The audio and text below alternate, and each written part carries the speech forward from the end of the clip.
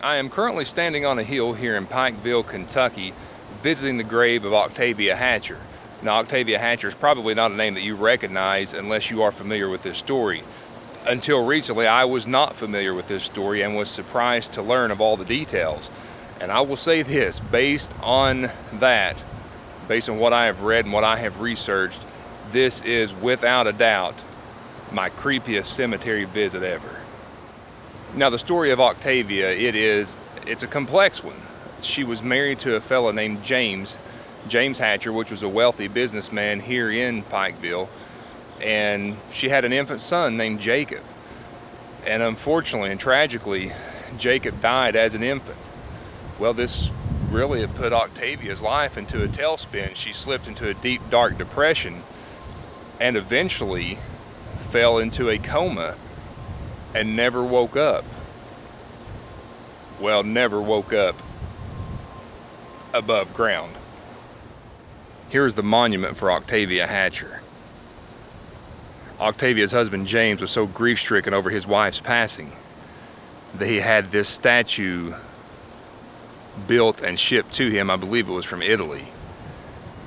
Now, the story is, I'm going to go ahead and kind of show you. The story is that James owned a hotel somewhere down in there, and he put the statue here so his wife Octavia could keep a watchful gaze over the hotel and over his property. At the foot of the marker for Octavia Hatcher is this statue representing her son Jacob that died in infancy.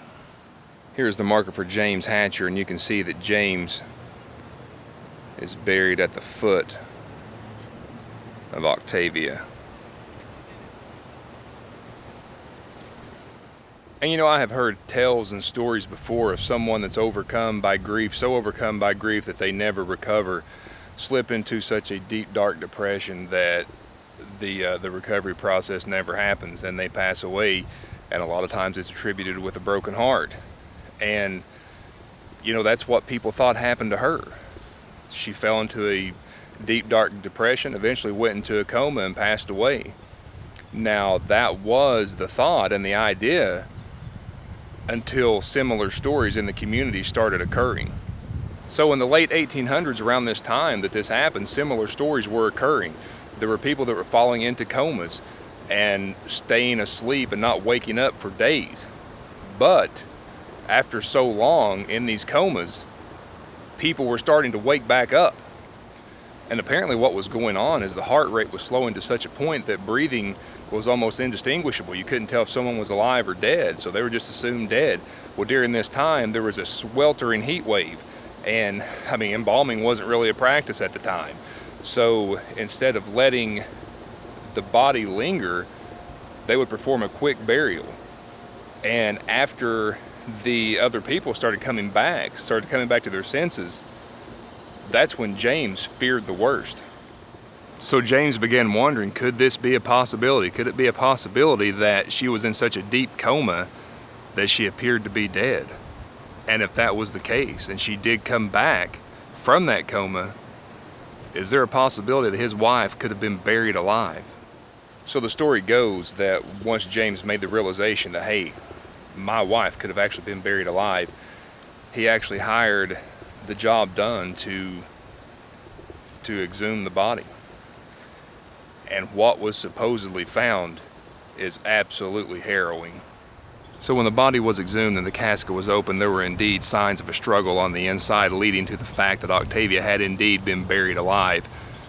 There were deep scratch marks on the inside of the coffin lid, and the fingernails of Octavia were bloodied and disfigured. And to make matters even worse, she had a terrified look on her face. So now Octavia rests on a hill here in Pikeville, Kentucky, alongside her beloved son, Jacob, and her husband, James. And I understand when you're dealing with a story this old from the 1800s, it's hard to separate the facts from how much has been passed down through generations.